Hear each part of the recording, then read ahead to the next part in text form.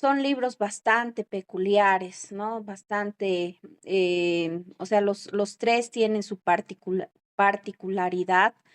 Isaías tuvo un ministerio diferente al de Jeremías, Jeremías un ministerio diferente al de Ezequiel, a pesar de que estaban viviendo en momentos tal vez muy similares, ¿no? Porque, bueno, era la misma situación que estaban pasando, como ya lo decíamos, pero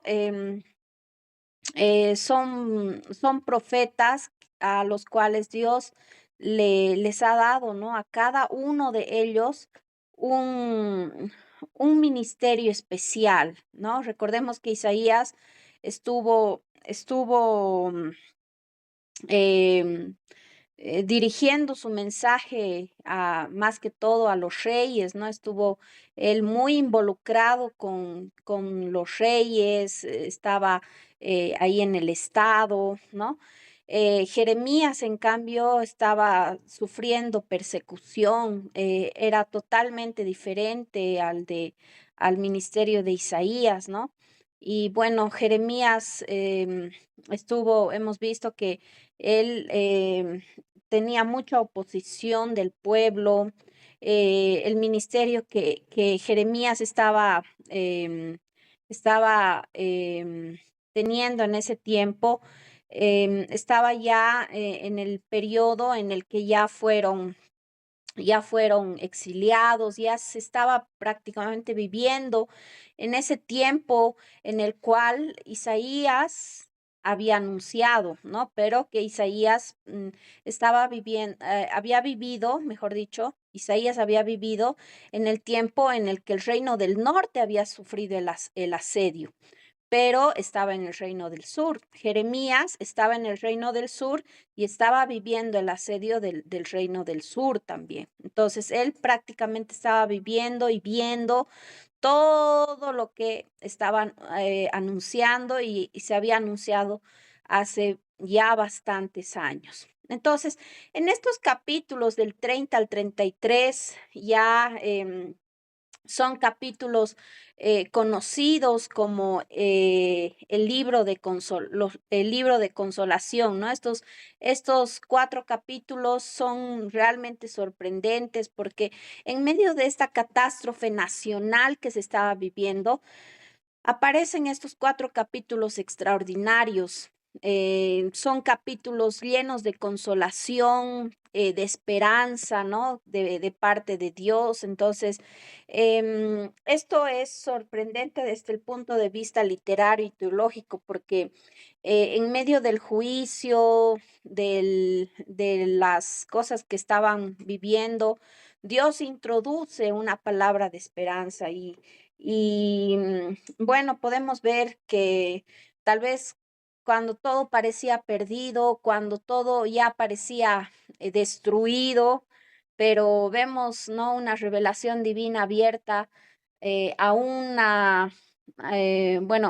a una ventana de futuro esperanzador, ¿no? Que se tenía en el pueblo de Judá, en la nación de Judá. Entonces, la primera instrucción que Dios le da al profeta Jeremías en el capítulo 30 es significativa porque Dios le dice, escribe en un libro todas las palabras que te he dado. Entonces, esta orden indica que todas estas promesas no solamente iban a ser para su generación, a pesar de que el mensaje estaba siendo transmitido en ese tiempo, pero cuando Dios le manda y le dice, escribe todas estas palabras, todas estas instrucciones, escribe todo lo que te estoy hablando en un libro, entonces se entiende, ¿no? Se entiende de que estas palabras son también destinadas al futuro, son palabras que el pueblo iba a necesitar recordar cuando el juicio ya haya ocurrido, ya estén pasando por todo esto y bueno, estén en medio de estos 70 años que se habían profetizado. Entonces Dios le ordena esto al profeta, ¿no? Entonces aquí aparece principio tal vez muy importante que nosotros podemos analizar. La revelación profética no solamente interpreta el presente, sino que persevera con esa esperanza, ¿no? Para el futuro. Y podemos ver también que no solamente era para el tiempo que se estaba viviendo, sino tenía un enfoque también futuro, ¿no? Que ya hemos visto también en el libro de Isaías con el anuncio del Mesías. No era para ese tiempo, ¿no? Era un enfoque futuro. Entonces, vemos también en este libro que también, ¿no? Es igual con un cumplimiento doble, ¿no? Para ese tiempo que se estaba viviendo ya, que se estaba empezando a, a vivir este tiempo que se había profetizado por muchísimos años y bueno, también tenía un cumplimiento futuro, ¿no? Entonces, en el capítulo 30 podemos ver una promesa de restauración. Entonces, este capítulo comienza reconociendo la realidad del sufrimiento de Israel. Estaban pasando por eso, estaban sufriendo todo eso, ¿no? El lenguaje es bastante fuerte. Dios describe la condición del pueblo como una herida incurable. Entonces Israel ha sido herido por las consecuencias de su propia infidelidad, de su propio pecado, de todo lo que ellos habían estado haciendo y ya había eh, conducido a este desenlace, ¿no? Entonces, de todas maneras, podemos ver que en este capítulo introduce una idea sorprendente, que aunque el juicio es real, no es el final de la relación de Dios con su pueblo. Ya lo hemos mencionado esto anteriormente, ¿no? De que no era el final, no era para destrucción, sino que Dios promete restaurar. em, la nación, ¿no? Iba a devolverlos a la tierra que era de ellos, que Dios les había entregado, ¿no?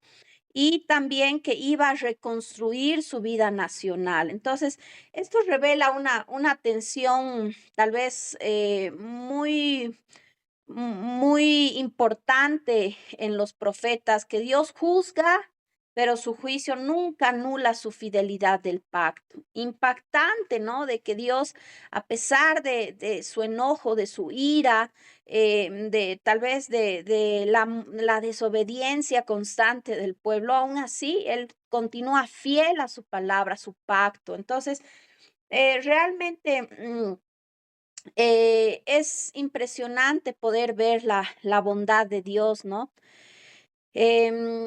También es importante mencionar que en este capítulo 30 hay una referencia importante de David, del rey David, ¿no? Y bueno, aunque el rey David había muerto mucho tiempo antes, de hecho siglos antes, pero esta referencia apunta a la continuidad del pacto davídico. Recuerden que lo hemos hablado, ¿no?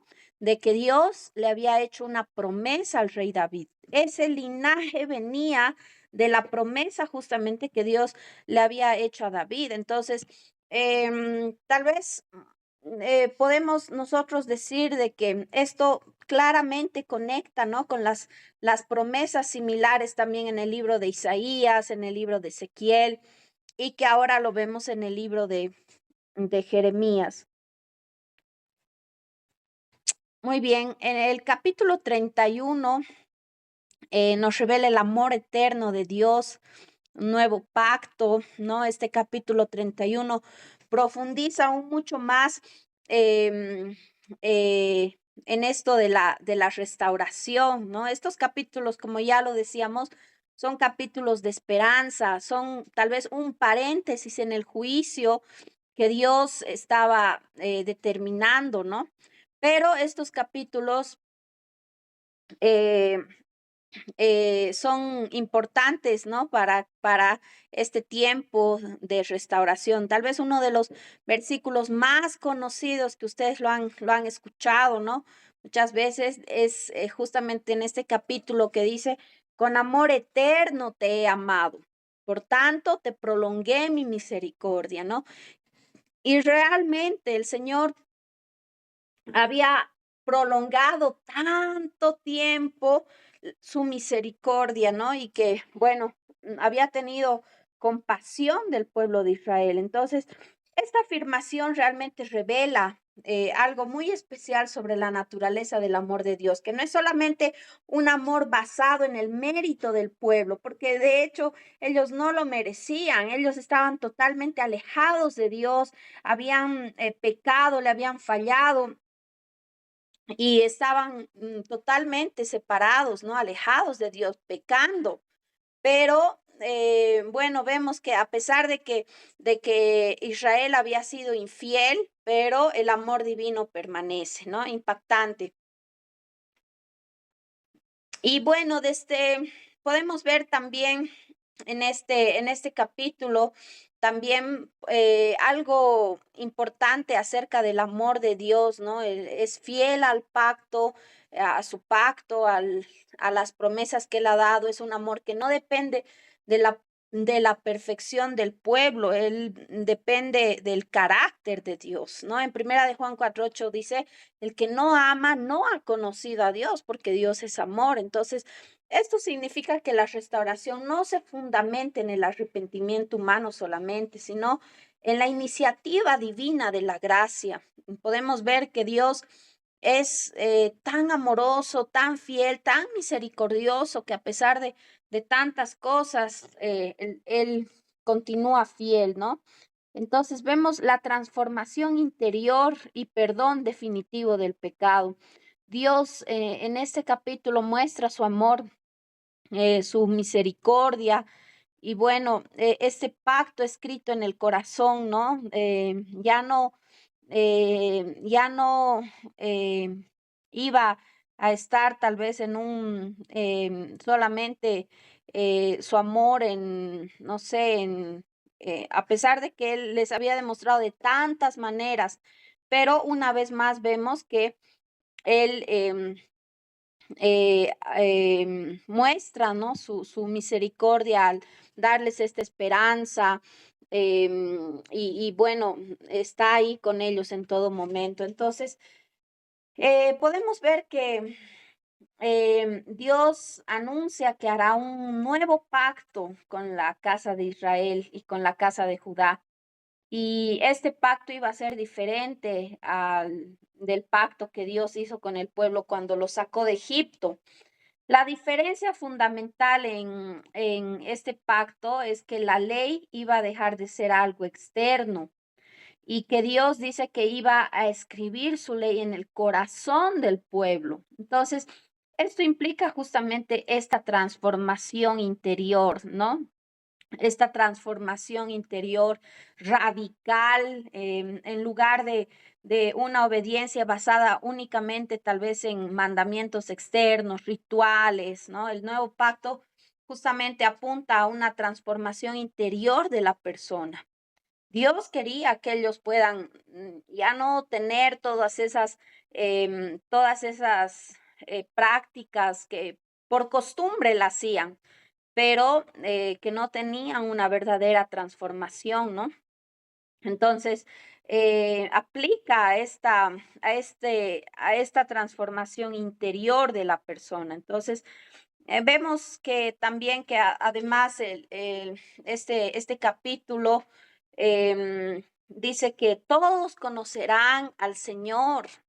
Y esto, bueno, nos muestra una relación más directa, más personal con Dios. No limita a, a mediaciones institucionales, a solamente una parte de la humanidad, al pueblo elegido, sino ya es universal, ¿no? Entonces, este nuevo pacto incluye una promesa extraordinaria, el perdón definitivo de los pecados. Entonces, bueno, todo esto va a ser citado más adelante en el Nuevo Testamento, ¿no? Siglos después va a ser escrito en el Nuevo Testamento, particularmente en el libro de los Hebreos. Entonces, vemos que la obra de Cristo justamente nos muestra, ¿no? Esto que dice en Jeremías 31, que él, o sea, que Jesucristo vino a pagar por los pecados, ¿no? De cada uno de nosotros. Y bueno, él quería que pueda abrir, que pueda este pacto que sea escrito en nuestros corazones y que pueda haber esta profunda transformación. Jeremías 32, una señal profética de esperanza. Vemos la compra del campo en el capítulo 32. Se introduce un episodio muy particular, muy interesante, eh, porque Jerusalén estaba sitiada por los babilonios, ¿no? Ya estaba asediada, custodiada por los babilonios. Entonces, todo indica que la ciudad iba a caer pronto, ya que iba a ser destruida, ¿no? Y bueno, en ese contexto, Dios le ordena a Jeremías comprar un campo en Anatot. Y bueno, recordemos también que Jeremías, ¿no? Era de Anatot. Entonces, tal vez desde una perspectiva humana, eso parecía algo absurdo, una acción sin sentido. ¿Quién compraría una tierra en un país que está a punto de ser conquistado, que está a punto de ser destruido?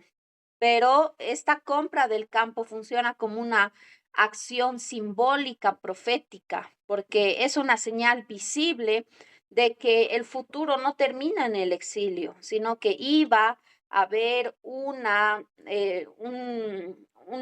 redención, ¿no? Ellos iban a volver, Dios les iba a nuevamente em, hacer volver a su tierra. Entonces, este mensaje es totalmente claro de que algún día el pueblo iba a volver, que la vida en la tierra iba a ser restaurado, ¿no? Entonces, este acto muestra algo muy importante sobre el ministerio profético, que los profetas no solo hablaban, también actuaban simbólicamente. Lo hemos visto en Isaías. Ahora lo vemos también en Jeremías, y bueno, Jeremías en muchos más aspectos, ¿no? Pues recordemos cuando Dios le manda también a hacer los yugos, le manda a poder ir a la casa del alfarero, le manda a que rompa una vasija, ¿no? Y bueno, ahora también que compre una heredad. Entonces, esto muestra que ellos también obedecían a todo lo que Dios les decía, ¿no? A cada uno de ellos, pero no solamente de una manera tal vez que ellos puedan gritar el mensaje, sino que Dios buscaba esas formas para que el pueblo pueda entender, ¿no? De una manera simbólica, actuada, que ellos puedan comunicar la palabra de Dios, que ellos tal vez puedan transmitir y tal vez más personas puedan confiar en el Señor, ¿no? Y arrepentirse de sus pecados. Vemos una vez más la misericordia de Dios. El capítulo 33 habla acerca de la restauración del reino y del culto. Bueno, este capítulo 33 reafirma dos instituciones fundamentales de la identidad de Israel. La primera, la dinastía de David, y la segunda, el sacerdocio levítico, ¿no? Que Dios promete en ese capítulo, Dios promete que nunca iba a faltar un descendiente de David que pueda gobernar. Y también que los sacerdotes iban a continuar ofreciendo sacrificios. Entonces, a pesar del exilio, amados hermanos, aunque tal vez el último rey antes del exilio fue Sedequías, pero de ese linaje Dios promete, ¿no? Que nunca iba a faltar descendiente de la casa de David y que los sacerdotes también iban a continuar haciendo estos sacrificios, ¿no? Para como ofrenda para el Señor. Entonces, Esto revela que la restauración prometida no solamente es espiritual o individual, ¿no? Sino que incluye también una restauración política, una restauración religiosa, una restauración social también. Entonces, este capítulo concluye con una afirmación muy poderosa de que la fidelidad de Dios a su pacto es tan segura como el ciclo del día y de la noche, ¿no? De que Dios iba realmente a restaurar el reino, iba a restaurar toda eh, bueno, el gobierno, el sacerdocio, ¿no? Todo eso iba a volver a ser restaurado todo, ¿no? A pesar del exilio de los 70 años. Entonces, realmente es una forma poética de poder decir que la estabilidad del universo refleja la fidelidad del Dios que lo creó. Sin Él, nada, ¿no? Si Él lo dijo, lo prometió, es que lo va a cumplir, pero a pesar de tal vez de todo lo que nosotros, de hecho, no merezcamos nada, pero Él permanece fiel a sus promesas, ¿no? Entonces, estos capítulos del 30 al 33 representan uno de los momentos más profundos de esperanza que podemos encontrar, ¿no? El mensaje central, tal vez podríamos decir que de estos 4 capítulos, que se resume que el juicio de Dios no es lo último que iba a suceder, sino la última palabra de Dios es la restauración. Entonces, esta restauración no es simplemente un regreso al pasado, es algo mucho más profundo, un nuevo pacto, una transformación interior, una relación renovada con Dios, entre Dios y su pueblo, ¿no? Y bueno, estos capítulos ocupan un lugar fundamental em, en nuestro estudio, porque conectan también con una esperanza. Bueno, el Antiguo Testamento, se conecta el Antiguo Testamento con la esperanza de una restauración espiritual futura. Los capítulos del 34 al 38 nos llevan al asedio de Jerusalén, un tiempo de angustia, vuelve a este tiempo en el que ellos estaban viviendo, como lo decíamos hace un momento, estos capítulos son un paréntesis a todo lo que se estaba viviendo, son capítulos de esperanza, de renovación, bueno, no hay otra palabra, ¿no? De esperanza que se les da al pueblo, pero ya en estos capítulos nuevamente se vuelve, ¿no? A, a todo a la realidad, vamos a decir, ¿no? Eh, em, estos capítulos del 34 al 38 nos llevan al asedio de Jerusalén, un tiempo de angustia, de sufrimiento, ¿no? Entonces, bueno, entramos en esta sección que es profundamente dramática del ministerio de Jeremías. Estos capítulos nos sitúan en los últimos años del reino de Judá, durante el reinado de Sedequías, cuando ya Jerusalén se encuentra bajo la presión militar del imperio babilónico, que estaba justamente gobernado o dirigido por Nabucodonosor, ¿no? Y bueno, si los capítulos anteriores tal vez mostraban promesas de restauración, de esperanza, pero aquí ya volvemos a este escenario histórico inmediato de lo que estaba sucediendo en ese tiempo. El anterior era futuro, una restauración futura. Y bueno, aquí volvemos al presente, ¿no? Que es una nación espiritualmente endurecida, que continúa rechazando a Dios, continúa rechazando la palabra, los mensajes que Dios estaba transmitiendo a través de los profetas. Y bueno, aun cuando la destrucción está a las puertas, ellos continúan con este corazón tan endurecido, ¿no? Entonces, estos capítulos revelan tres realidades fundamentales que podemos nosotros analizar de cerca, tal vez, ¿no? Primero, la superficialidad del arrepentimiento del pueblo. Ellos solamente estaban buscando una salida rápida, pero el rechazo era constante a la palabra profética y el costo personal de proclamar la verdad de Dios, ¿no? Todo vamos a ver en estos capítulos que ya lo hemos visto también anteriormente, ¿no? De lo que estaba sufriendo Jeremías, pero en estos capítulos vamos a ver un poco más de lo que le sucedió al profeta y que era justamente a consecuencia de que el pueblo no quería escuchar el mensaje de Dios, no quería aceptar la palabra de Dios, ¿no? Entonces, el capítulo 34 de Jeremías habla sobre el pacto quebrantado. Recordemos que anteriormente Dios les habla de un nuevo pacto, pero aquí les habla de un pacto quebrantado, ¿no? Este capítulo comienza con una palabra directa de Dios al rey Sedequías acerca del destino de Jerusalén, ¿no? Para poder entender tal vez un poquito mejor, vamos a leer, por favor, Jeremías 34, versículos 2 y 3. ¿Alguien lo puede leer, por favor?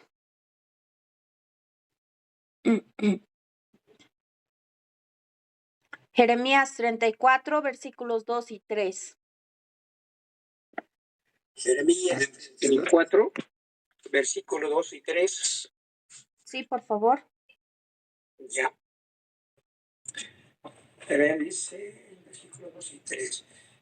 Así ha dicho Jehová, Dios de Israel: ve y habla a Sedequías de Judá, y dile: así ha dicho Jehová, he aquí yo entregaré esta ciudad al rey de Babilonia, y la quemará con fuego, y no escaparás tú de su mano, sino que ciertamente serás apresado, y en su mano serás entregado, y tus ojos verán los ojos del rey de Babilonia, y te hablará boca a boca, y en Babilonia entrarás. Palabra de Dios.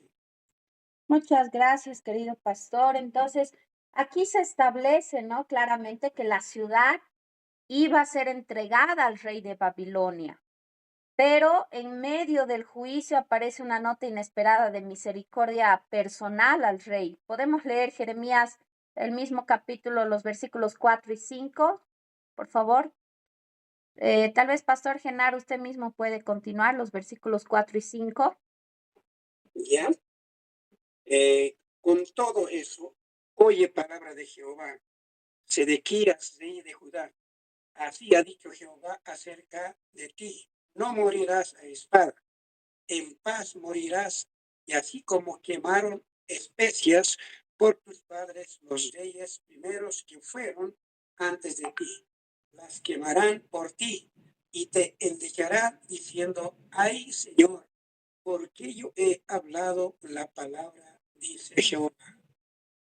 Muchas gracias. Entonces, aunque Jerusalén iba a caer, ya el templo, bueno, había sido saqueado, las cosas,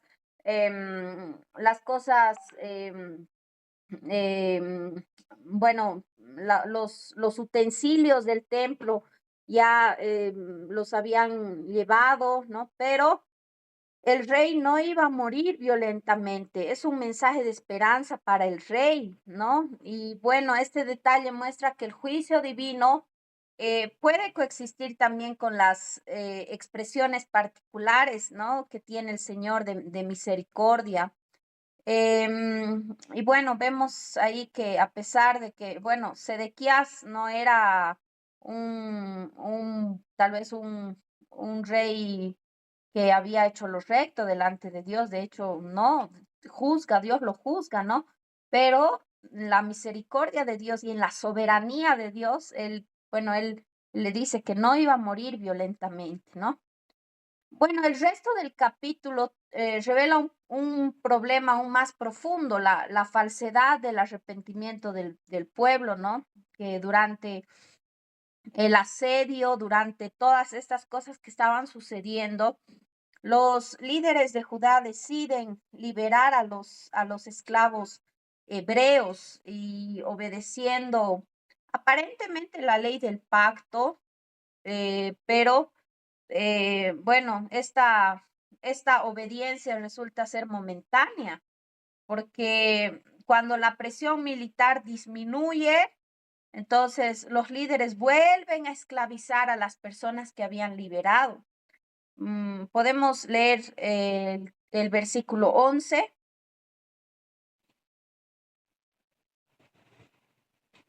34:11.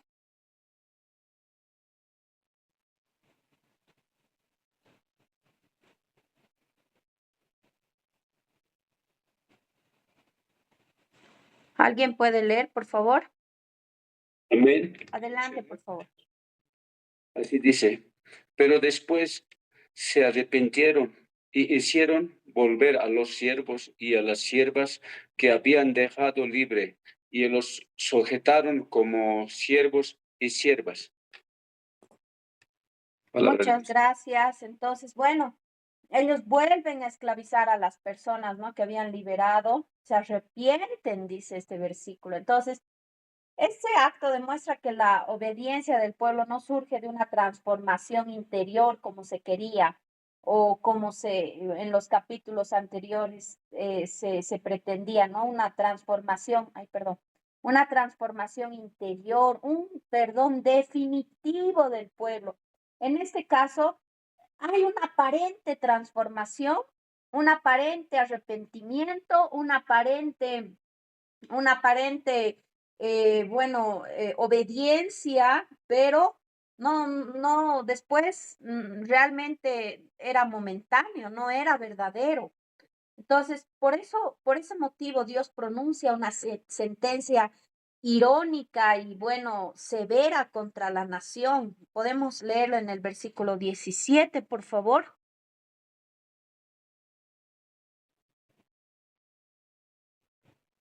El versículo 17. Sí, buenas noches, Licen, buenas noches, Buenas noches, compañeros. pastor. Dice así, versículo 10, por tanto, así ha dicho Jehová, vosotros no me habéis oído para promulgar cada uno libertad a su hermano y cada uno a su compañero. He aquí que yo promulgo libertad, dice Jehová, a la espada y a la pestilencia y al hambre. Y os pondré por afrenta ante todos los reinos de la tierra. Gracias, Liz. Muchas gracias. Entonces, impresionante, ¿no? La libertad que ellos negaron a sus hermanos iba a ser reemplazada por otra clase de libertad que era a la espada, a la peste al hambre, ¿no? Ya ellos iban a sufrir las consecuencias por no haber obedecido de una manera genuina al Señor. Entonces, podemos ver que eso les costó, bueno, mucho, ¿no? El que no liberaron a sus hermanos. Entonces, algo muy similar. Recuerden bien, por favor, esta parte de que, bueno, iban a ser, dice, va a haber otra clase de libertad que es la espada, la peste y el hambre. Recuerden bien esas cosas. En el libro del profeta Ezequiel también ya vamos a verlo de manera más gráfica, pero ya en el libro de Jeremías se anuncia esto, ¿no? Que iba a haber peste, hambre y que iban a morir a espada. Entonces, de eso habla el capítulo 34, que el pacto es quebrantado porque ellos no obedecieron. Hubo una liberación temporal de esclavos y bueno, el arrepentimiento fue superficial, no de un corazón transformado, ¿no? Un corazón realmente renovado. El capítulo 35 justamente habla el contraste de los recabitas. Bueno, el ejemplo de los recabitas, ¿no? Los recabitas, bueno, este capítulo 35 En este capítulo 35 encontramos algo muy sorprendente que Jeremías presenta ante el pueblo a un grupo llamado los recabitas. ¿Quién era este grupo bueno, este grupo vivía siguiendo estrictamente las instrucciones de su antepasado Jonadab, ¿no? Entonces, cuando Jeremías les ofrece vino, ellos se niegan. Podemos leer Jeremías 35, versículos 6 y 7, por favor. Ana licenciada dice, ni edificaréis casa, ni sembraréis cementera, ni plantaréis viña, ni la retendréis, sino que moraréis en tiendas todos vuestros días, para que viváis muchos días sobre la faz de la tierra donde vosotros habéis. Y nosotros hemos obedecido a la voz de nuestro padre, Jonadab, hijo de Recab, en todas las cosas que nos mandó, de no beber vino en todos nuestros días, ni nosotros, ni nuestras mujeres, ni nuestros hijos, ni nuestras hijas. Muy bien, muchísimas gracias, pastora. Entonces, bueno, los recabitas permanecen fieles, ¿no? A las instrucciones de su antepasado, bueno, estas instrucciones que se habían dado. Y bueno, entonces Dios utiliza esta situación para poder confrontar al pueblo de Judá. Como ellos son fieles y ustedes no pueden permanecer en fidelidad. Es un pueblo infiel, desobediente, un pueblo tan duro, ¿no? Vemos, por favor, los versículos 12 al 14. Tal vez Pastora Fanny puede continuar del 12 al 14.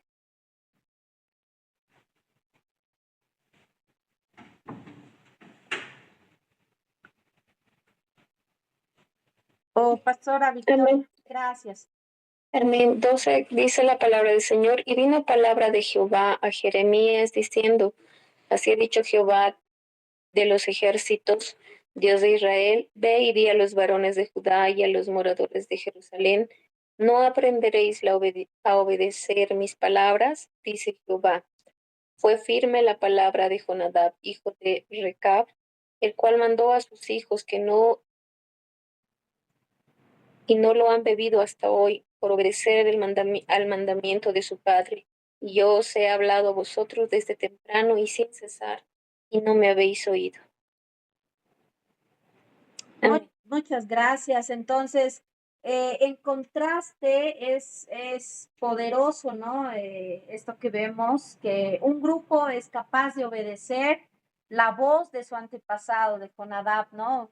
Que ellos habían obedecido al pie de la letra lo que se les había instruido, pero la nación entera había rechazado repetidamente la voz de Dios que los liberó de Egipto, les acompañó los 40 años en el desierto, les dio la tierra prometida que les había dado por herencia, ¿no? Y bueno, había hecho tantas cosas el Señor con su pueblo y bueno, ellos continuaban en desobediencia. Entonces, los recabitas se convierten en una parábola viviente de fidelidad, de realmente de obediencia a comparación del pueblo de Israel, ¿no? Un pueblo tan desobediente y duro. Entonces, podemos ver ahí este contraste. El capítulo 36, bueno, habla del rollo quemado. Aquí es justamente donde podemos ver algunos detalles importantes acerca de este libro. Este capítulo es crucial para poder comprender cómo fue preservado el mensaje profético, ¿no? Recordemos que Dios le manda y le dice, escribe estas palabras, escribe en un libro estas palabras que yo te he dado. Entonces, Jeremías había escrito todo esto. Entonces, Dios ordena a Jeremías que dicte esas palabras a su escriba Baruch para que sean escritas en un rollo pero bueno, vemos ese propósito en Jeremías 36, versículos 2 y 3. Por favor, alguien lo puede leer. ¿Me escuchan bien? Porque está lloviendo muy fuerte. Sí, Liz, Así, gracias, sí, Liz, se le escucha bien. gracias. Voy a leer el capítulo 36, versículo 2 al 3. Dice, toma un rollo de libro y escribe en él todas las palabras que te he hablado contra Israel, contra Judá y contra todas las naciones, desde el día que comencé a hablarte, desde los días de Josías hasta hoy. Quizá oiga la casa de Judá todo el mal que yo pienso hacerles, y se arrepientan cada uno de su mal camino, y yo perdonaré su maldad y su pecado. Muchas gracias. Entonces, el deseo de Dios era que el pueblo escuche las advertencias y tal vez así se pueda arrepentir, ¿no? Pero cuando el mensaje llega al rey Joacim, su reacción realmente revela el grado de endurecimiento, el grado de rebeldía que tenía en su corazón, ¿no? Un líder político, pero que eh, bueno, tenía un corazón tan endurecido. Entonces, en el versículo 23 específicamente de este capítulo podemos ver que el rey corta el rollo y lo arroja al fuego. Entonces, él intenta destruir simbólicamente la palabra de Dios, ¿no? Con eso él estaba diciendo que no quería escuchar y bueno, él no quería aceptar este mensaje de Dios, ¿no? Pero la historia no termina ahí, amados hermanos. Dios responde ordenando que el mensaje sea escrito nuevamente. El versículo 28 lo podemos leer, por favor.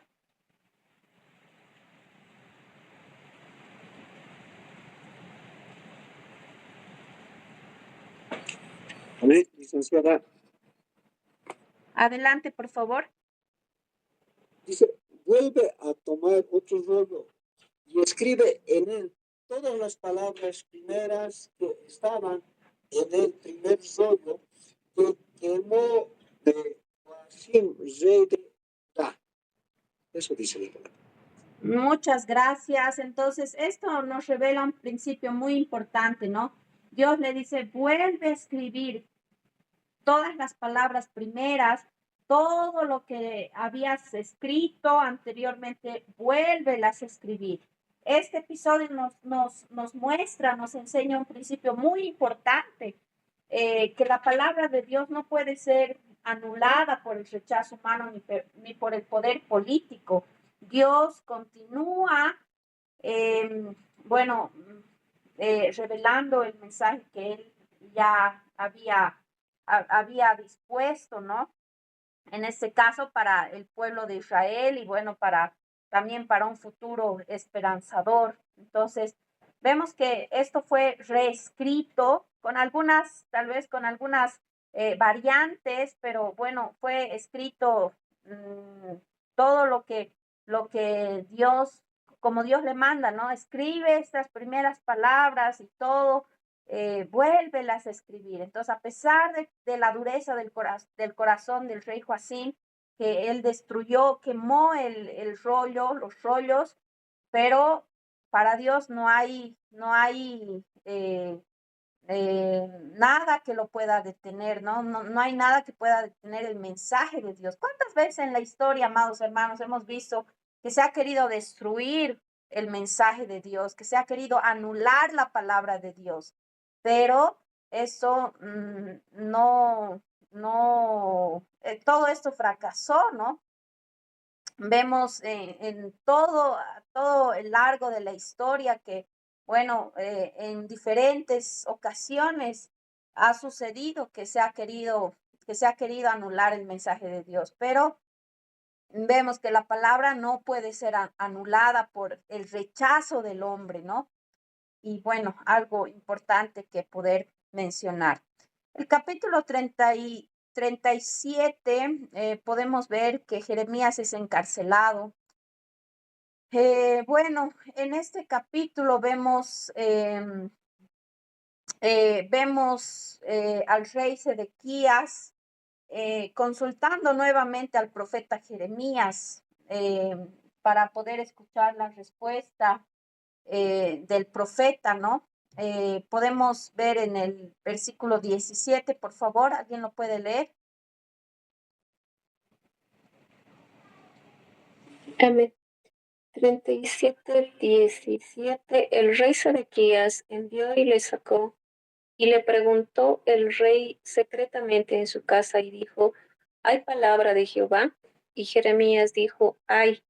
Y dijo más: en mano del rey de Babilonia serás entregado.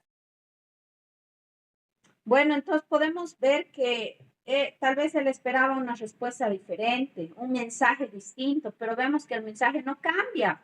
Jerusalén iba a ser entregada al rey de Babilonia. Sin embargo, el profeta ya es acusado de traición, ¿no? Cuando él intenta salir de la ciudad. Entonces, vemos los versículos del 13 al 15, por favor, ¿alguien lo puede leer? Que Jeremías es arrestado, encarcelado. Los versículos del 13 al 15. Amén.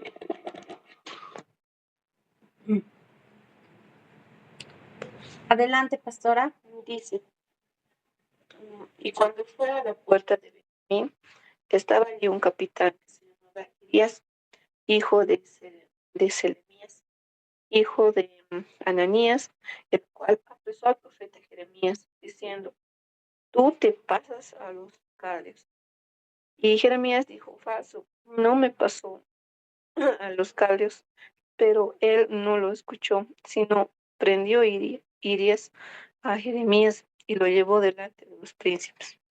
Y los príncipes se aislaron contra Jeremías y le azotaron y le pusieron en prisión en la casa del escriba Jonatán, porque le habían convertido en cárcel. Hasta el 15, pastora. ¿Ha leído hasta el 15? Sí, 15. Muchas gracias. Entonces, bueno, Jeremías es arrestado, es encarcelado, ¿no? Entonces, este episodio y más adelante en el capítulo 38 ya vamos a ver qué le hicieron, ¿no? Cuando lo encarcelaron, porque no solamente fue puesto en prisión, sino que vemos más adelante también todo lo que sufrió. Entonces, vemos cómo los profetas verdaderos muchas veces fueron considerados enemigos del Estado, de la nación, solamente por anunciar fielmente la palabra de Dios, ¿no? Proclamar la verdad de Dios. Ellos, bueno, fueron arrestados y bueno, pasamos rápidamente al capítulo 38 para ver qué más le hicieron. Estando encarcelado Jeremías, bueno, vemos que la oposición contra Jeremías alcanza su punto más dramático en este capítulo 38. Anteriormente solamente eran conspiraciones que se querían, que querían matarlo, ¿no? Que lo estaban persiguiendo y todo eso, pero ya en este capítulo ya llega a lo máximo, que fue encarcelado y bueno, puesto en una cisterna, ¿no? Ya los líderes de Jerusalén acusan al profeta de debilitar la moral del pueblo. Entonces, leemos por favor el versículo 4.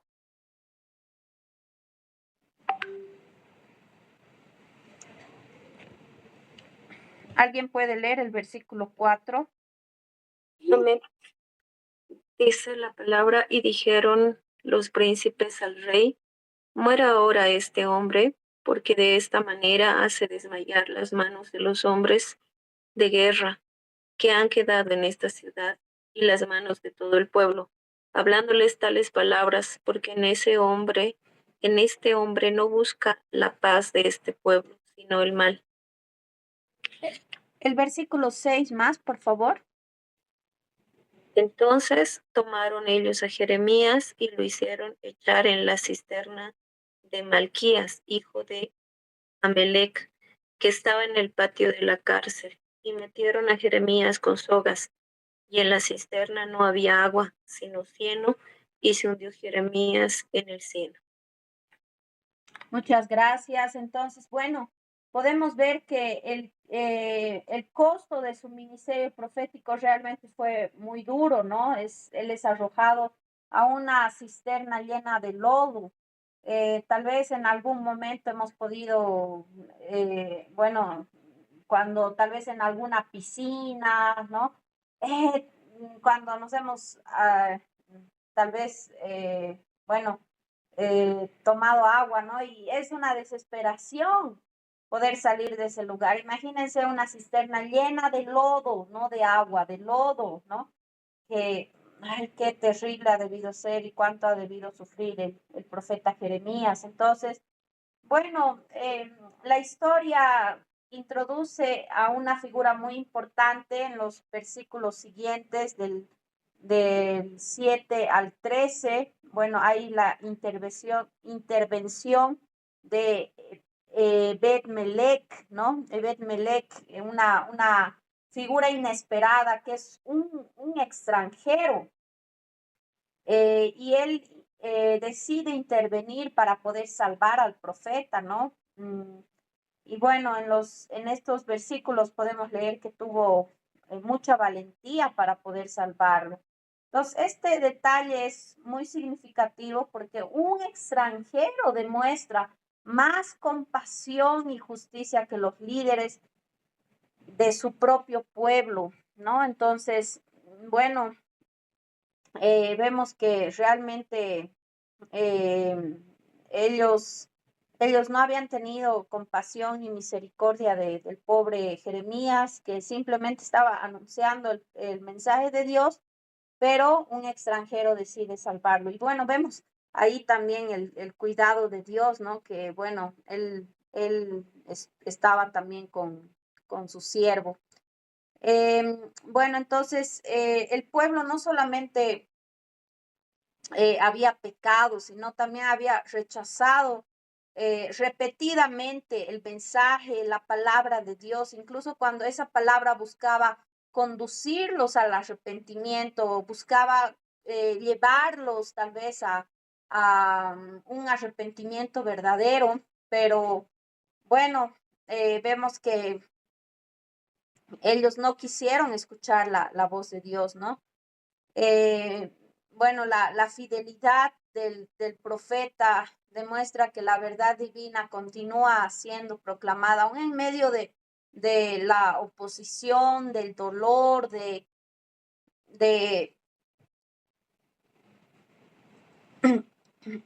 del rechazo, del sufrimiento. Continúa, la palabra de Dios continúa firme, ¿no?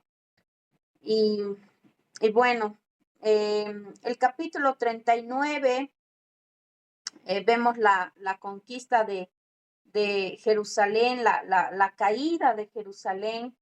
Ese capítulo describe justamente la caída de Jerusalén, la destrucción del templo, que es un evento devastador para el pueblo judío. Esta caída simboliza el juicio de Dios sobre la desobediencia de Judá, ¿no? Vemos en los versículos del 1 al 10, vemos la conquista de Jerusalén.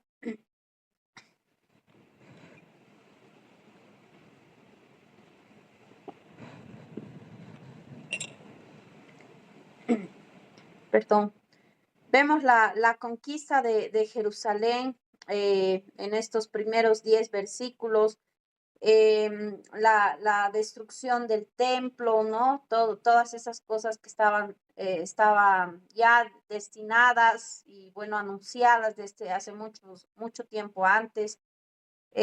También vemos el destino de Jeremías, ¿no? En los versículos del 11 al 14. Perdón, pude apagar a tiempo mi micrófono. ¿Podemos leer, por favor, estos versículos del 11 al 14?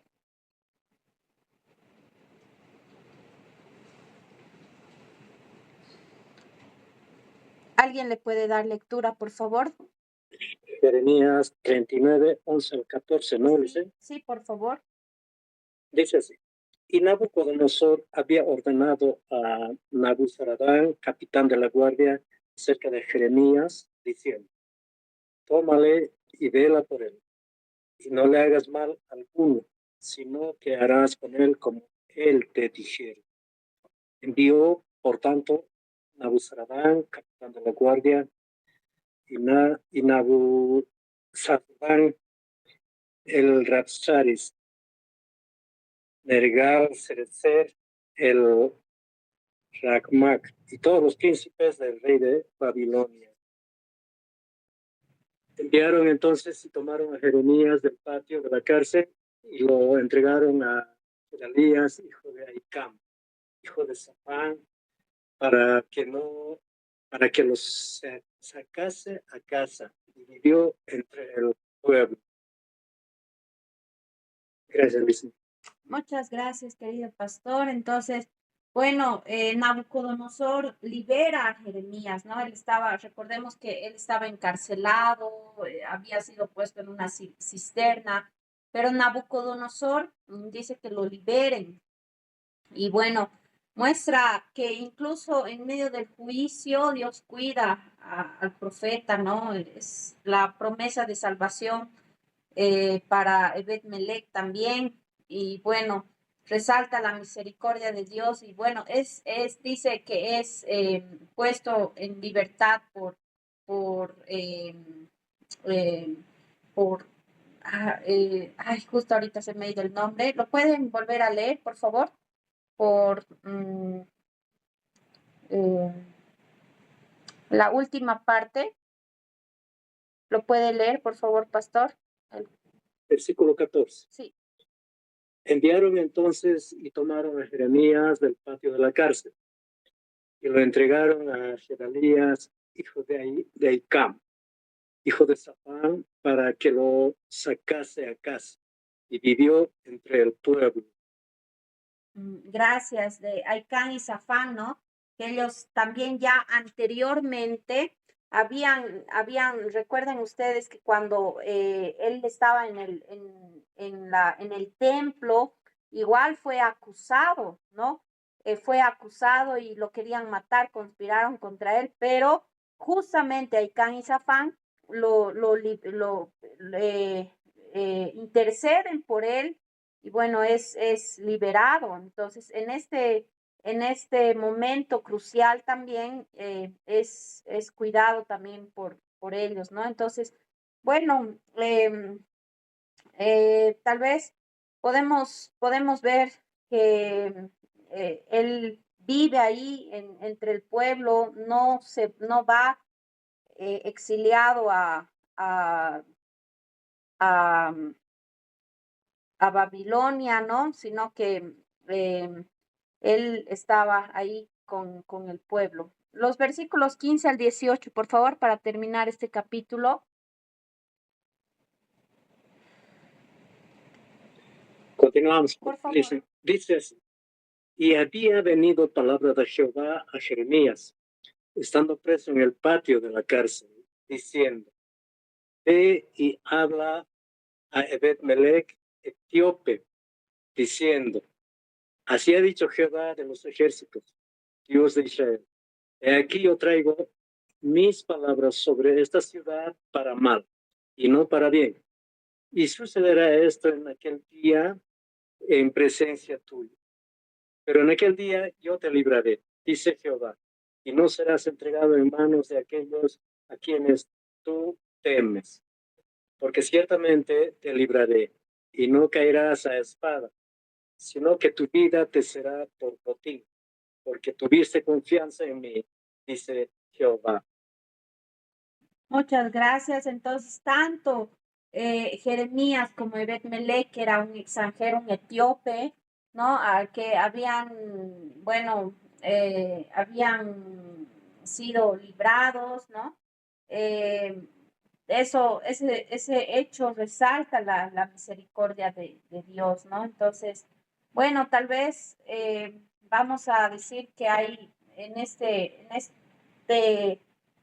punto, bueno, hay muchas preguntas, ¿no?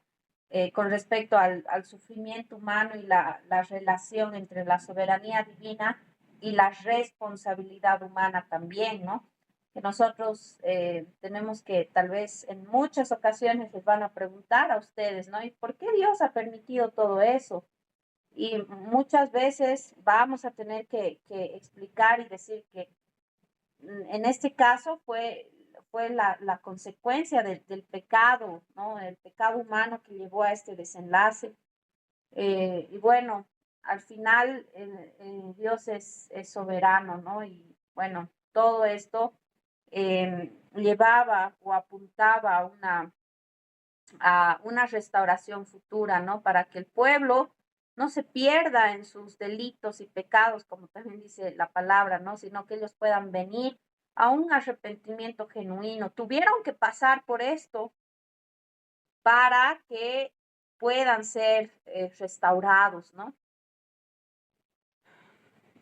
El capítulo 40 vemos a Gedalías como gobernador, bueno, la vida en el exilio. Vemos la designación de Gedalías en los versículos del 1 al 6. Él fue gobernador de Judá. Bueno, como anteriormente ya les había también mencionado, que Sedequías fue el último rey de Judá. Pero después, ya con el gobierno y la autoridad babilónica, pusieron gobernadores, ¿no?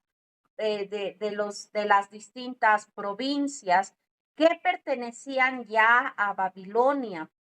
Esto lo vamos a ver un poquito más en el libro de Daniel, ¿no? Cuando Nabucodonosor hace esa gran estatua y llama a todos los gobernadores, príncipes de todas las provincias. Entonces, en este caso, el gobernador de Judá es Gedalías, ¿no? Que es, él es tal vez un intento de poder estabilizar la región después de la caída de Jerusalén. Él estaba eh, designado para poder tal vez estabilizar, ¿no? La región. Entonces, su liderazgo es muy simbólico porque es lleno de esperanza para los que quedan. Y bueno, también hay una advertencia sobre los babilonios en los versículos del 7 al 12, ¿no? Em, eh, Porque vemos también que los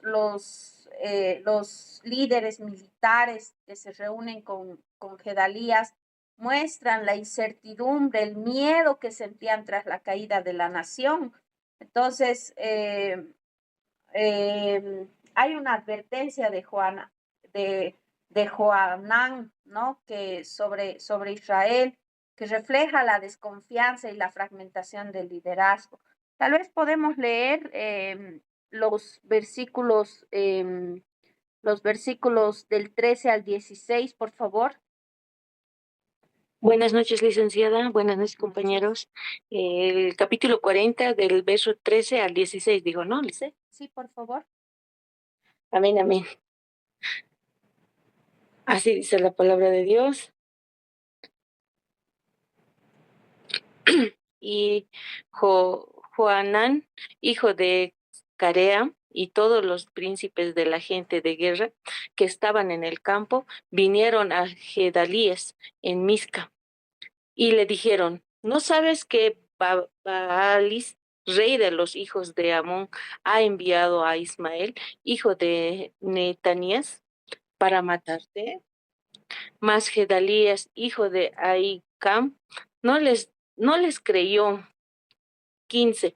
Entonces Joanán, hijo de Carea, habló a Gedalías en secreto en Misca, diciendo: yo iré ahora y mataré a Ismael, hijo de Netanías, y ningún hombre lo sabrá, porque te ha de matar.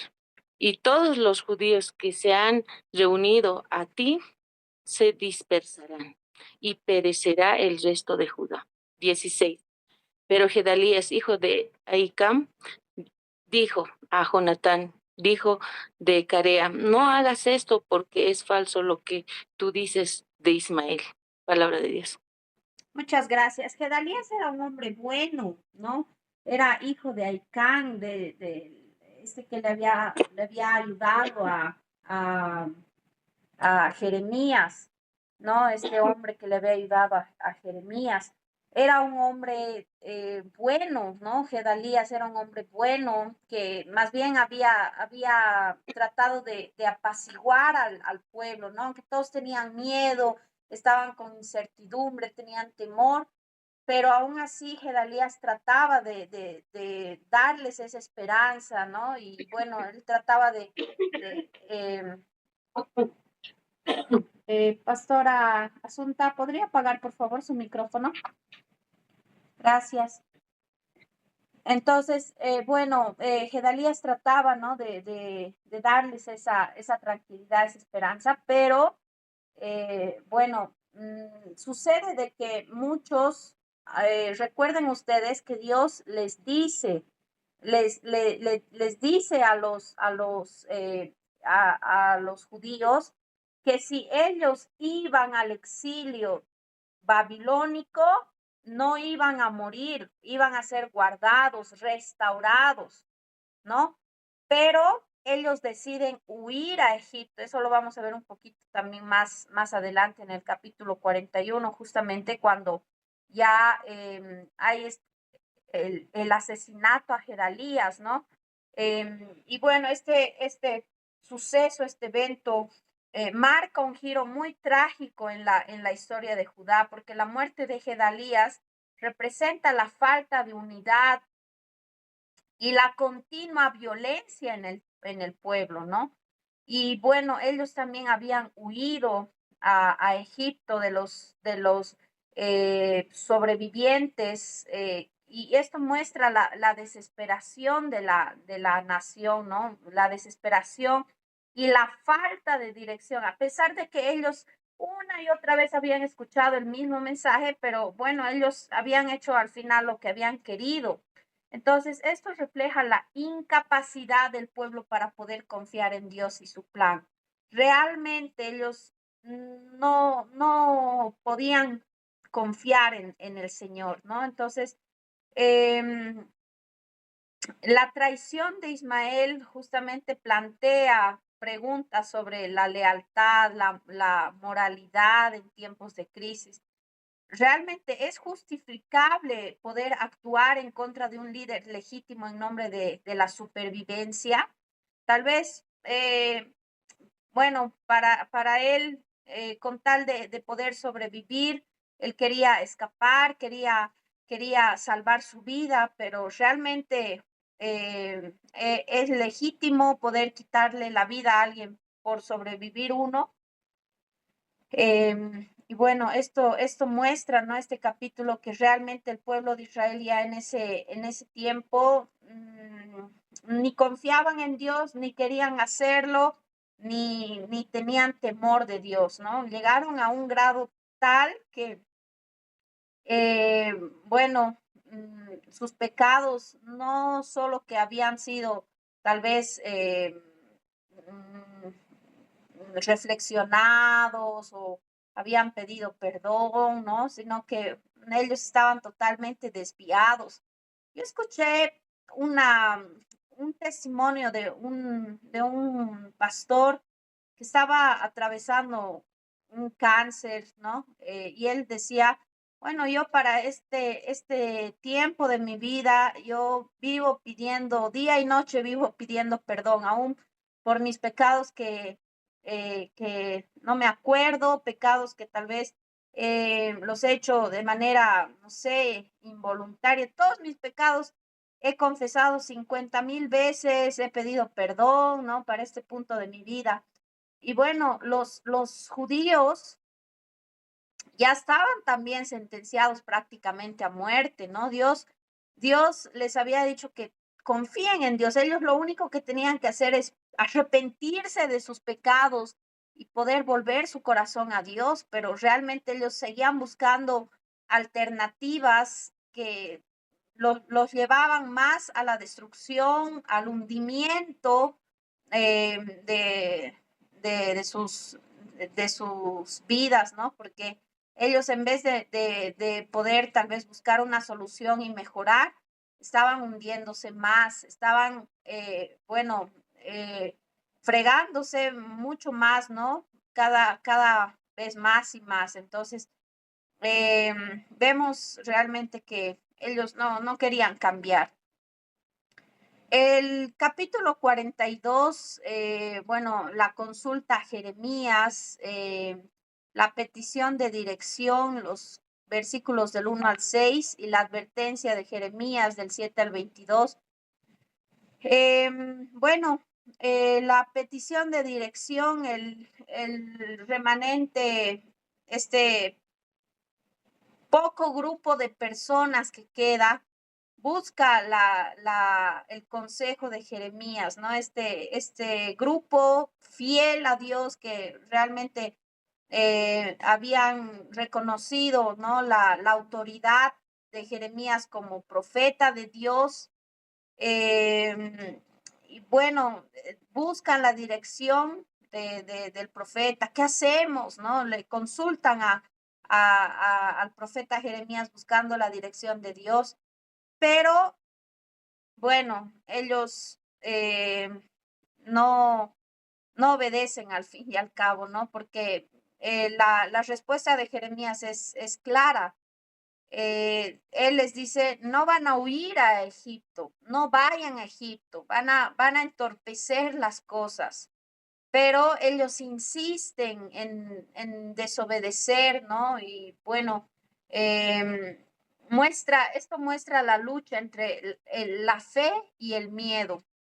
Ellos tenían temor de quedarse ahí, quieren salvar sus vidas y huyen a ese lugar del que habían sido liberados, a ese lugar que representaba esclavitud, a ese lugar que representaba pecado, a ese lugar que Dios los había liberado, ¿no? Que pasaron prácticamente ahí 430 años que estuvieron de esclavos, pero que ellos retornan, es como que volver atrás, volver al pecado, volver a los pasos antiguos. Jeremías les dice, no vayan ahí, no vayan a ese lugar, ¿no? Entonces, el pueblo de Israel decide elige ignorar las advertencias, ¿no?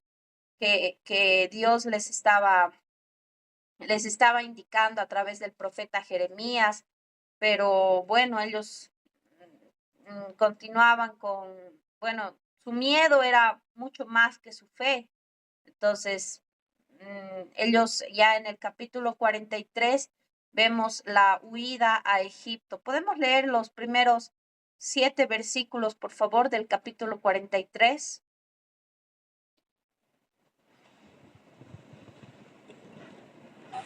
Amén. Amén, dice la palabra del Señor. Aconteció que cuando Jeremías acabó de hablar a todo el pueblo todas las palabras de Jehová, Dios de ellos, todas estas palabras por las cuales Jehová, Dios de ellos, le había enviado a ellos mismos, dijo Azarías, hijo de Osaías, y Jonatán, hijo de Carea, a todos los varones soberbios, dijeron a Jeremías, mentira dices, ¿no te ha enviado Jehová nuestro Dios para decir, no vayáis a Egipto para morir allí? Sino que Baruch, hijo de Nerías, te incita contra nosotros, para entregarnos en manos de los caldeos, para matarnos y hacernos transportar a Babilonia. No obedeció, pues, Joanán, hijo de Carea, y todos los oficiales de la gente de guerra y todo el pueblo, a la voz de Jehová para quedarse en tierra de Judá, sino que tomó Joanán, hijo de Carea, a todos los oficiales de la gente de guerra, a todo el remanente de Judá que se había vuelto de todas las naciones donde había sido echado, para morar en tierra de Judá, a hombres y mujeres y niños, y a las hijas del rey, y a toda persona que había dejado Nabuzaradán, capital de la guardia, con Gedalías, hijo de Ahicam, hijo de Safán, y al profeta Jeremías y a Baruch, hijo de Nerías, y entraron en tierra de Egipto, porque no obedecieron la voz de Jehová y llegaron hasta Tafnes. Amén. Muchas gracias. Entonces, bueno, ellos tomaron una decisión, ¿no? De huir a Egipto a pesar de la advertencia de Dios. Y bueno, esto muestra un acto de entera incredulidad, ¿no? Liderados por Joanán, ellos fueron, y bueno, todos los que em, habían quedado ahí, Dios les dice, no vayan, no vayan, no vayan una y otra vez, pero este acto refleja la falta de confianza en la protección divina. Entonces, bueno, también Dios manda una profecía, ¿no? Un mensaje de que, bueno, como ellos no quisieron obedecer, entonces, em, bueno, iba también, Egipto iba a ser destruido, ¿no? Y bueno, esto enfatiza la soberanía de Dios sobre todas las naciones, que no se iba a limitar solamente a Judá, sino que Egipto iba a ser castigado porque, bueno, ¿es correcto acaso poder buscar refugio en un lugar que representa opresión? Egipto era un lugar que Dios, bueno, no era temeroso de Dios. Hemos visto ya que representaba la esclavitud, la opresión, ¿no? Entonces, para nada era del agrado de Dios. Entonces, cuando el pueblo de Israel vuelve a Egipto, bueno, también hay una profecía para Egipto, ¿no? Y bueno, ellos también eh, mueren también, ¿no? Por esa incredulidad en Dios y falta de confianza en Dios. Entonces, podemos ver que aún tal vez en momentos en los que nosotros decimos, pero no creo que en esta situación Dios pueda, Dios pueda salvarme o pueda restaurar. Parece que ya todo está perdido, mi matrimonio está terminado, no tengo esto, no tengo el otro. Pero es ahí, amados hermanos, donde realmente tenemos que confiar en Dios, ¿no? Aunque parezca que toda la situación está perdida, que todo ya está acabado o ya no hay vuelta atrás, no hay arreglo, pero ahí podemos ver y confiar en la misericordia de Dios, ¿no? Y buscar su dirección, aunque parezca algo descabellado, algo loco, pero si el Señor nos manda, nosotros tenemos que obedecer. Busquemos siempre la dirección de Dios, ¿no? Y en todo momento podamos confiar en Él, aunque tal vez parezca algo que no se puede solucionar, no se puede arreglar, como obviamente estaban pensando los judíos, ¿no? Ya este lugar ya se han llevado a nuestros hermanos, tal vez familias que han sido divididas, algunos se los han llevado a Babilonia. Entonces, nosotros que quedamos aquí, salvaremos nuestras vidas. Nos podemos imaginar un poquito, ¿no? Tal vez ponernos en los zapatos que ellos estaban tal vez en ese momento atravesando, pasando el momento, ¿no? Que ellos realmente estaban asustados y es entendible, pero también habían visto tantas cosas que Dios había hecho por ellos. Y eso demuestra, ¿no? El corazón del hombre. En toda la historia nosotros podemos ver, ¿no? Realmente cómo yo he conocido muchas personas en las que Dios de manera sorprendente, amados hermanos, ha sanado, ha liberado, ha hecho algo maravilloso en sus vidas. Y bueno, de un día para el otro, no, vamos a volver atrás, ¿no? Yo recuerdo en ese momento específicamente una jovencita a la que Dios la ha sacado de la depresión y de la anorexia, ¿no? Ella había sido internada varias veces en el hospital psiquiátrico y no podía dejar eso de la anorexia, la bulimia, y bueno, ella constantemente caía en todo eso, ya llevaba batallando con esto, bueno, más que todos sus padres, ¿no? Que la internaban una y otra vez en el hospital y no podía salir. Y recuerdo muy bien que un día el Señor la liberó en medio de una oración, ella, pero fue libre, liberada, ella cayó de bruces y bueno, después cuando reaccionó un poco, ella entendió lo que había pasado, ¿no? Que ella sintió que salieron todos esos espíritus malos y bueno, fue libre, pero tristemente, después ya se la veía muy bien de salud, bien recuperada, salió de la anorexia, la bulimia, se la veía muy bien físicamente, ¿no? Pero después de un tiempo ella vino y dijo, bueno, yo soy joven, ahora estoy bien de salud y quiero disfrutar mi juventud. Así que me voy a ir a la Virgencita de Urcupiña, ¿no? Y bueno, regresó a su vida antigua, ¿no?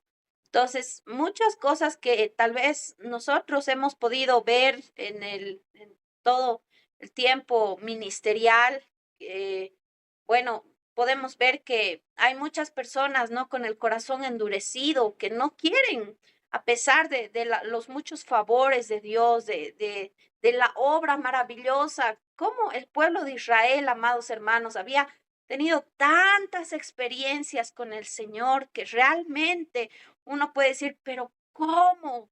Corazones tan endurecidos, estas cabezas duras, podemos decir así, ¿no? Que no entendían. Dios había sido tan bueno, misericordioso, había hecho tantas cosas con ellos, les había librado de la esclavitud, del asedio de otras naciones. Él siempre estaba ahí como un defensor, ¿no? Del pueblo, de su pueblo. Y bueno, vemos que ahí estaba obrando, pero aún así el pueblo de Israel continuaba con este corazón endurecido. Entonces, podemos muchas veces nosotros buscar refugio en lugares equivocados, pero una y otra vez el Señor nos recuerda que ahí está Él para poder direccionarnos, guiarnos y dirigirnos, bueno, donde Él quiere que nosotros podamos andar, ¿no? Dios es tan maravilloso. Bueno, el capítulo, perdón, he tenido aquí un error. El capítulo 44, vemos la idolatría en Egipto. Bueno, ya cuando escapan o huyen a Egipto, vemos, ¿no? Que, bueno, Egipto no se quedaba atrás con todas sus prácticas pecaminosas, idólatras, ¿no?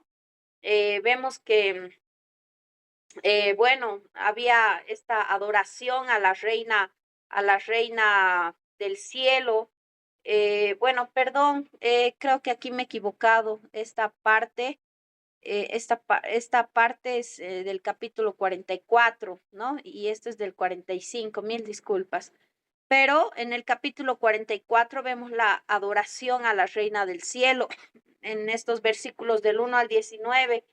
Bueno, este capítulo o estos versículos revelan la persistente idolatría del pueblo, incluso en el exilio, cuando ellos escaparon a Egipto. Bueno, vemos que la adoración a la reina del cielo es un símbolo de influencia, ¿no? De las prácticas paganas. Habían Ese remanente que quedaba había huido a Egipto en contra de, de la advertencia de Dios y allá habían empezado a adorar a otros dioses. Qué, qué corazones, ¿no? Realmente, bueno, no hay palabras para poder describir todo lo que estaba sucediendo. El juicio sobre Judá, bueno, la respuesta de Dios no, obviamente no va a ser de agrado, ¿no? La respuesta de Dios es severa, y Dios indica que la idolatría tiene consecuencias. Recordemos, también hemos mencionado, ¿no? Las consecuencias de la idolatría, ¿no? Que visito la maldad de los padres sobre los hijos hasta la tercera y cuarta generación de los que me aborrecen, ¿no? Entonces, vemos que la idolatría tiene consecuencias y este capítulo enfatiza la importancia a la fidelidad a Dios. La idolatría es un pecado, amados hermanos, abominable a los ojos de Dios, ¿no? Realmente es algo que Dios, bueno, es triste, ¿no? De poder siquiera pensar tal vez en tanta idolatría que no solamente había en ese tiempo, sino que en nuestros tiempos también hay mucha idolatría, ¿no? Y bueno, la resistencia del pueblo a abandonar la idolatría justamente em, nos, nos puede llevar a reflexionar de que la naturaleza del arrepentimiento y la dificultad de dejar atrás las viejas costumbres realmente es tan fuerte como nosotros podemos tal vez entender, ¿no? O bueno, en el contexto en el que ustedes trabajan, podemos ayudar a la gente a dejar esas viejas costumbres, porque hay muchas personas que vienen a los pies de Cristo, pero siguen, ¿no? Con sus tradiciones, con sus costumbres, sus prácticas, y bueno, es tal vez un poco difícil, ¿no? En muchos casos, tal vez que se pueda dejar todas estas prácticas. Tal vez hay alguien que pueda hablar con respecto a esto, amados hermanos, alguna experiencia que han tenido o, o bueno, yo sé que tal vez en La Paz, yo también he estado viviendo en Viacha, en Patacamaya, en distintos lugares, ¿no? Entonces conozco también un poquito acerca de todo, de todas las costumbres que tienen, ¿no? Al menos en la parte occidental de nuestro país, que hay estas costumbres tan arraigadas, ¿no? Que bueno, es muy difícil de poder renunciar y soltar y es bastante complicado poder trabajar con todo esto, ¿no? Tal vez alguno que pueda compartir alguna experiencia con respecto a esto o aportar algo al respecto.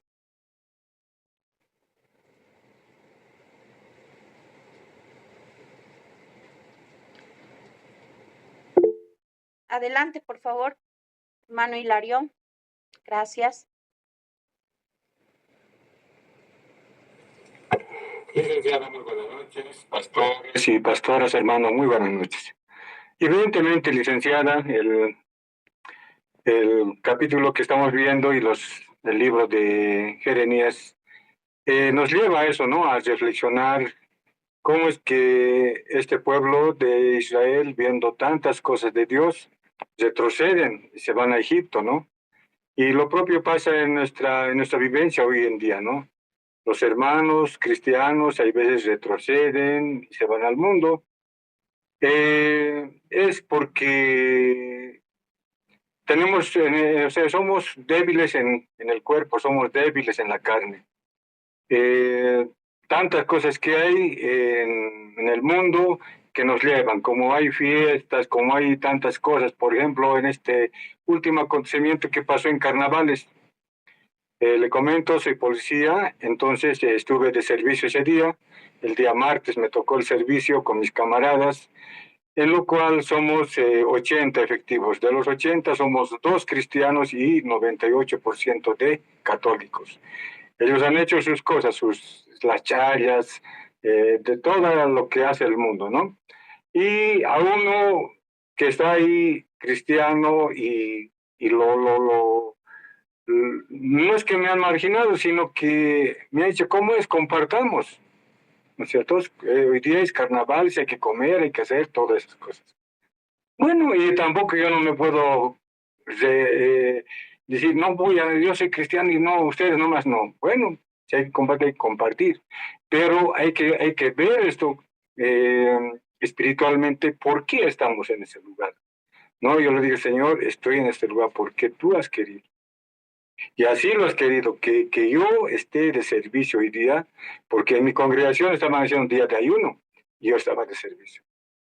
Entonces, en lo secreto, me arrodillé y le pedí, Señor, perdona a mis camaradas porque no saben lo que hacen. Perdónalos. Y pedirle al Espíritu Santo que toque sus corazones y abra sus ojos espirituales. Entonces, para la gloria de Dios, en todo este tiempo que estoy ahorita desde el mes de octubre allá en la EPI, en Villa Fátima, han sido tocados varios hermanos, o sea, camaradas míos que han sido tocados por Dios, ¿no? Uno por enfermedad y el otro por problemas de familia. Están diciendo, ¿y para qué estamos nosotros? Para llevar la palabra de Dios. Entonces es lo propio, ¿no? Que veo que hay veces en la carne somos débiles, licenciada, pero hay que saberle sacar en lo espiritual, ¿no? Dedicarnos en lo espiritual. Estamos en oraciones o estamos en días de ayuno. Bueno, en lo espiritual lo vamos a hacer la derrota a toda tentación. En concreto, licenciada, va a disculpar, todo esto es los planes de Dios. Dios es un Dios todopoderoso. Dios es un Dios soberano que de igual manera sacó a Israel de Egipto y en los planes de Dios estaba para que vuelvan ellos. Es lo propio. Yo no puedo decir, mira, yo voy a servir al Señor hasta mi vejez. No, si los planes de Dios son, tal vez voy a concretarlo o no, solo Él lo tiene el control. O sea, los planes de Dios son perfectos, los planes de Dios tienen una enfermedad, pero no sabemos detrás de eso qué hay, ¿no es cierto? Entonces, hay veces es ponerse a la voluntad de Dios. Eso me aporte. Gracias, licenciada. Bendiciones. Muchas gracias, hermano, que Dios le bendiga. Bueno, ¿hay alguna participación más que tal vez hayan tenido una experiencia con personas que tenían muy arraigadas las tradiciones y bueno, también hayan visto, ¿no? Este sincretismo religioso que ahora también estamos viendo, ¿no? Esta mezcla que se ha visto en las iglesias. Adelante, por favor. Buenas noches, licenciada, ¿no? Sí, respecto a este punto, hay muchos que, conociendo la palabra del Señor, les cuesta soltar, ¿no? Sus tradiciones, costumbres que tienen y, como dice la palabra del Señor, ¿no? Quieren, por un lado, estar en parte con Dios y otra en el mundo. Eh, por ejemplo, yo vivo aquí en Oruro. Y una vez yo vi a una persona que estaba desesperada. Yo cuando estaba esperando la movilidad para ir al centro de la ciudad, había una persona que estaba desesperada ahí. Me acerqué y le pregunté qué le estaba pasando. Y me preguntó dónde hacían misa negra. Y yo le pregunté, ¿para qué quieres hacer misa negra? Y él me dijo que era porque su hijita que había nacido recién estaba enferma y eso le habían recomendado que haga misa negra. Y yo le hablé de Dios, ¿no? Le hablé que más allá de eso, Dios es verdadero y la única esperanza es en Dios y él podía sanar a su hija, ¿no? Quería orar por su hija. Entonces él me ha replicado y me dijo, sí, yo también soy cristiano, me dijo, ¿no? Pero creo que estas tradiciones también funcionan. Entonces hay muchas personas que les cuesta ah, apartarse por completo, ¿no? Que aún estando en los caminos del Señor o mencionan que son seguidores de Cristo, pero siguen participando e invalidan la palabra de Dios, como dijo Jesucristo, ¿no? Por sus tradiciones, invalidan los mandamientos de Dios. Gracias, Dios. ¿Quién era Baruch? En el capítulo 45 lo vuelve a mencionar.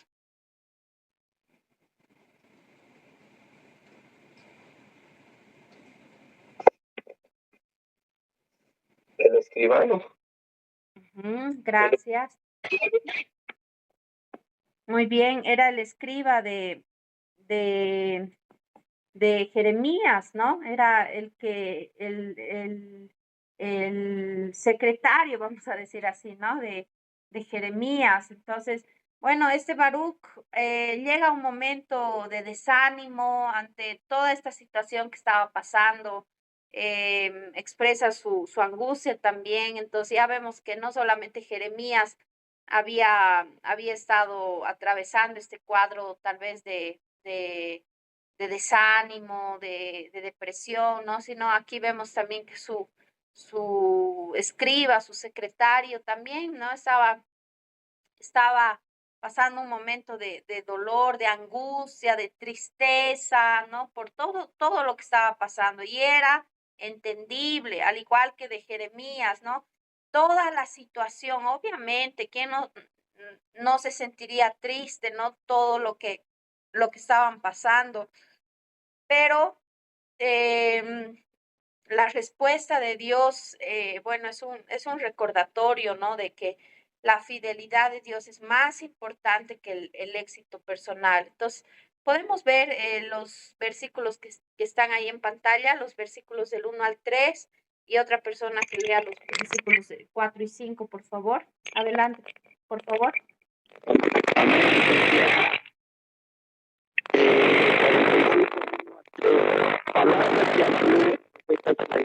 Querido pastor, le comento que no se escucha nada, hay un ruido de fondo y no se logra entender. No, hay un ruido que no deja escuchar con claridad. Tal vez está usando audífonos, puede ser. No, tal vez por la señal, nada, ¿no? Nada. Sí, posiblemente, pero no se logra entender. Tal vez vamos a solucionar ese problemita, por favor. Gracias. Otra persona, por favor, que pueda leer los versículos del 1 al 3. Sí, licenciada.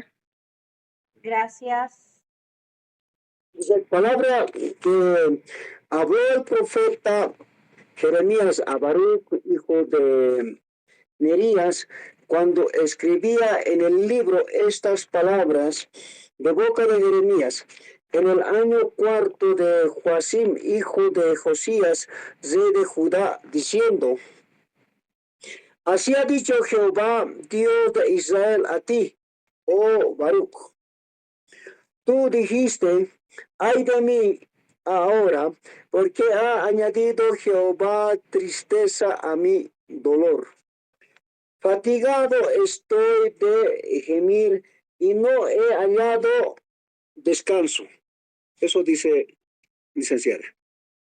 Hasta el 3, ¿no ven? Muchas gracias, sí, muchas gracias. Y bueno, ahí expresa su profundo sentir, ¿no? Su profundo dolor, que él estaba desanimado por causa de toda la situación que estaba ocurriendo. Ahora sí, Pastora Asunta, por favor, los versículos 4 y 5. Amén, licenciada, así dice la palabra de Dios. Así le dirás, ha dicho Jehová, he aquí que yo destruyo a los que edifiqué y arranco a los que planté y a toda esta tierra. 5. Y tú buscas para ti grandezas, no las busques, porque he aquí yo traigo mal sobre toda carne, ha dicho Jehová. Pero a ti te daré tu vida por botín en todos los lugares a donde fueres. Entonces Dios le recuerda, ¿no? De que la fidelidad a Dios es mucho más importante que el éxito personal. Entonces, la promesa de que Baruch iba a ser preservado resalta justamente la gracia de Dios, ¿no? En medio del juicio, en medio de todo lo que estaban pasando. Este capítulo muestra que Dios cuida a aquellos que son fieles a su palabra.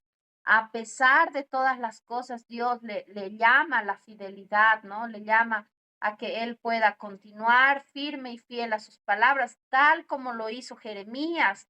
Jeremías ya para este tiempo, había estado predicando muchos años, y bueno, a pesar de los altibajos que hemos visto, ¿no? Que él tuvo también en su vida, en su ministerio, pero él continúa fiel, continúa firme, ¿no? Ante lo que Dios le había llamado. Entonces, en este caso, de igual manera, Dios le llama a Baruch que pueda continuar fiel, ¿no? Y no se desanime.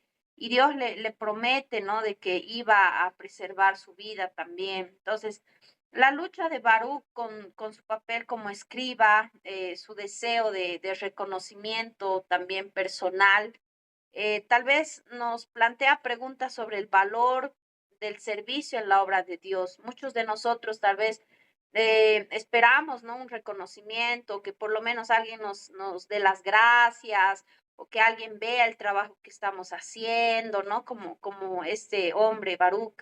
Él quería también bueno, vean el trabajo, tener éxito personal, pero en muchas ocasiones, amados hermanos, tal vez no van a haber felicitaciones públicas o un agradecimiento de alguna persona, ¿no? Sino tal vez nuestro trabajo va a pasar desapercibido, pero nosotros tenemos que mantenernos fieles al servicio, fieles a Dios, ¿no?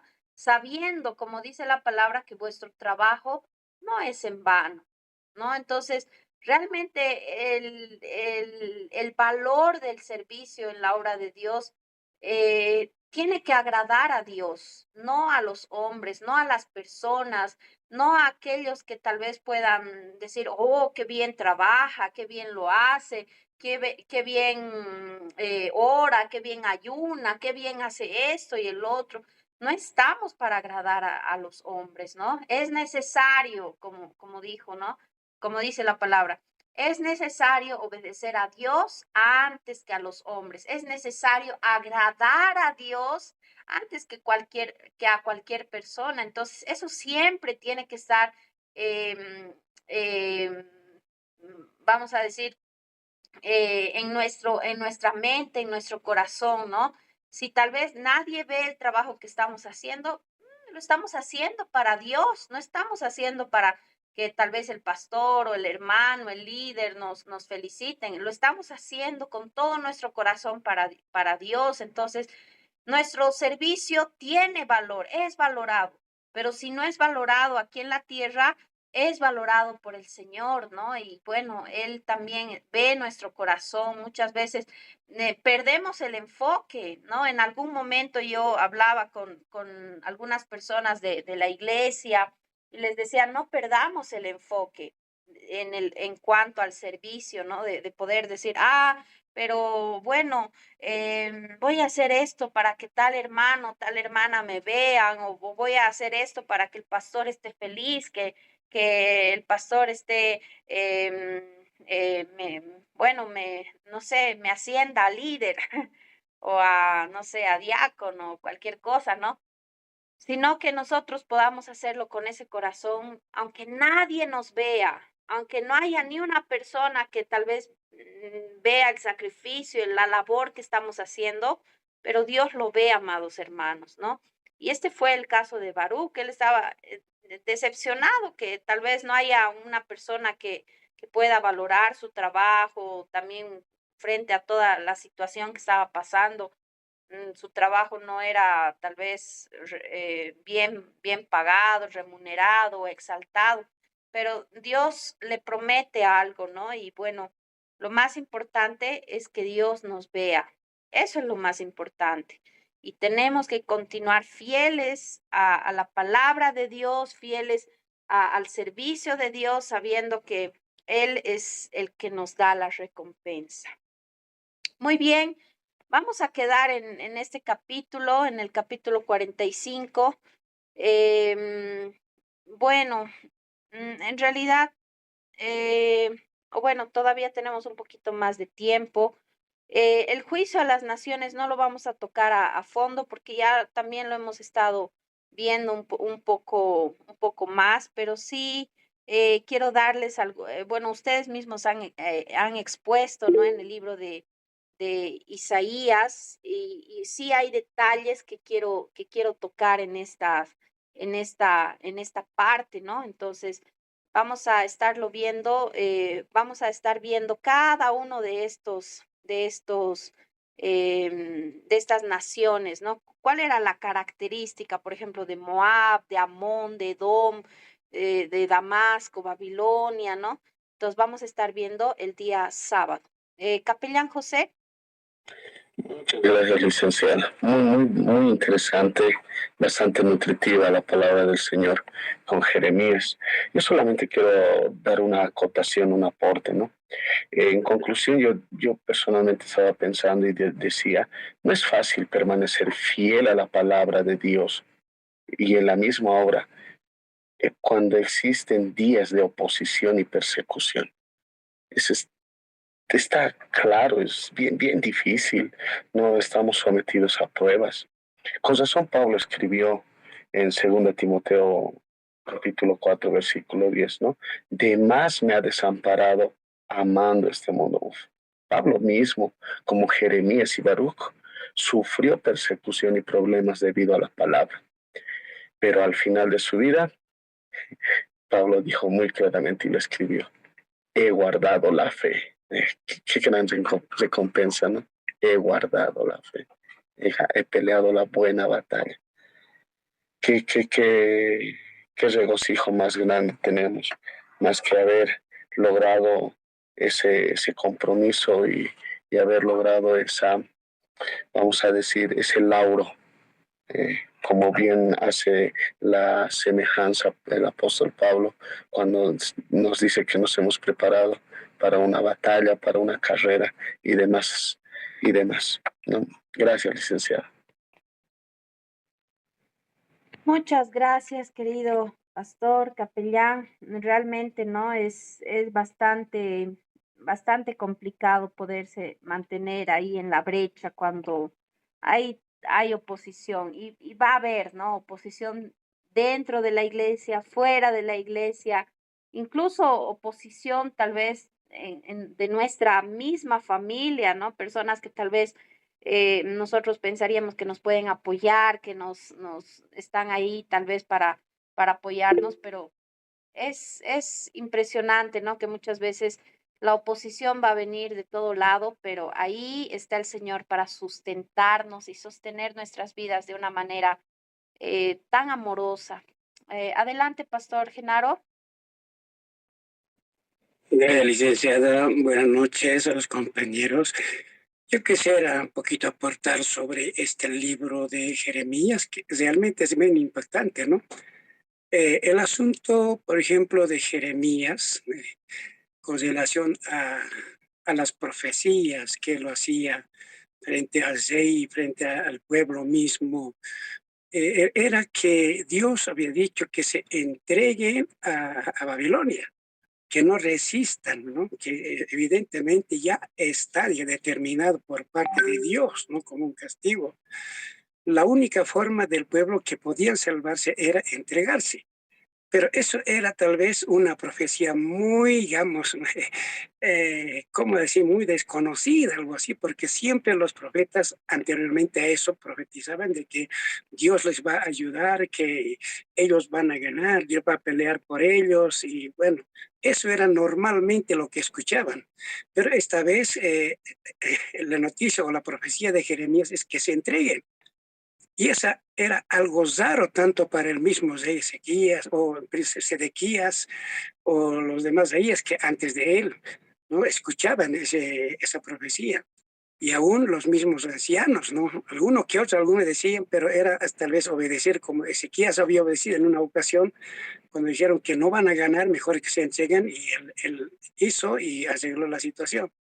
Pero en este caso, tanto el rey como el pueblo mismo quería escuchar de Jeremías de que sí van a vencer, que van a derrotar y que Dios les va a ayudar, pero no era eso la noticia. La noticia era que sí les van a llevar cautivos, ¿no? Y va a ser un desastre grande que van a hacer. Mejor sería que se entreguen y que Dios les va a bendecir allí, en la tierra donde van a estar. Dios va a estar con ellos, y Dios va a aún tener a su pueblo ahí. Después, inclusive, Dios mismo va a cambiar sus corazones. Bueno, tantas profecías que a mí me gusta este libro, ¿no? Realmente me está interesando mucho más ahora que estamos estudiando. Esa sería mi parte, licenciada. Gracias, pastor. Y bueno, realmente, ¿no?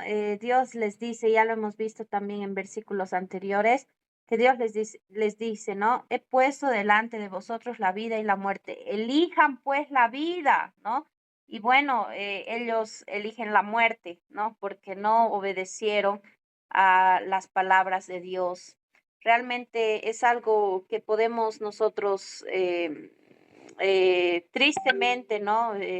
Decir de que, bueno, el pueblo de Israel era un pueblo muy, muy rebelde, tal como Dios le dijo, ¿no? A Isaías, a Jeremías y mucho más, vamos a ver que al profeta Ezequiel, ¿no? Que ya Dios había, realmente había entendido que el pueblo tenía un corazón bastante endurecido. Muy bien, muchas gracias por los aportes tan importantes de nuestros dos capellanes también. Y bueno, si no hay más tal vez aportes o alguna pregunta, el día sábado nos vamos a estar viendo. Por favor, el día sábado yo voy a estar allá con ustedes. Vamos a dar nuestro segundo examen del libro de Jeremías. Primero, obviamente, vamos a tratar de terminar el libro y después ya vamos a dar nuestro examen, ¿ya? Entonces, nos vemos el día sábado, mis amados hermanos, y bueno, el día de mañana también tengan un tiempo para poder estudiar, poder ponerse al día de sus tareas. Bendiciones y nos conectamos también a la cadena de oración. Buen descanso, bendiciones. Antes de despedirnos, nos estaba